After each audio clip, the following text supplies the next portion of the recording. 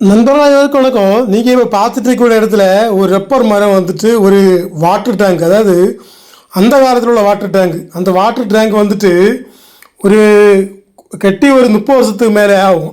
4 inch செங்கல் இட்டு கட்டி வேலை பார்த்துருக்காங்க. மணல் போட்டு தேய்ச்சிருக்காங்க.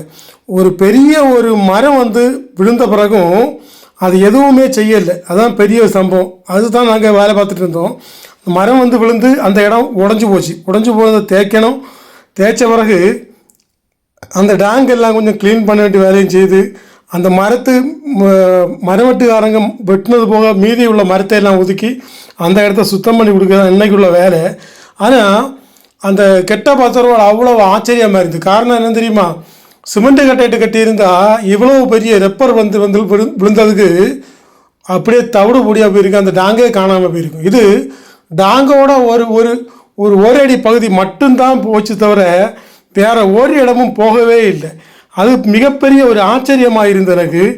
ஏன்னா அவ்வளவு பெருமாக விழுந்த பிறகும் எதுவுமே செய்யலை. அதனால் நம்ம மணல் போட்டு வேலை செய்த கட்டடங்கள் இன்றைக்கி ஸ்ட்ராங்காக தான் இருக்குது. அதுக்கு ஒரு எடுத்துக்காட்டு தான் இன்றைக்குள்ள வேலை நான் பார்த்தேன். ஆனால் இன்னும் ஒரு விஷயம், சிமெண்ட்டு கல்லை விட செங்கல் எப்போவுமே பெட்ரு. அதையும் நான் மனசிலாக்குறேன்.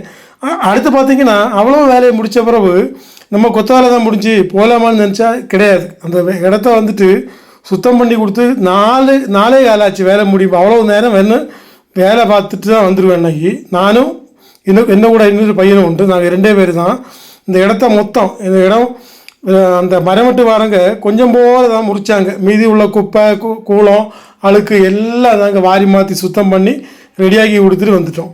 இப்படி இன்றைய வேலை சிறப்பாக தரமாக முடிஞ்சது மக்களை. என்ன விஷயம்னா, வெயில் இல்லாமல் இருந்து அதனால் சூடு ரொம்ப ஜாஸ்தியாக இருந்து நல்ல ஒரு இன்றைக்குள்ள 4 சனிக்கிழமை கழிச்சாச்சு. மீண்டும் இன்னும் அடுத்த வீட்டில் சந்திப்போம். வணக்கம் நண்பர்களே.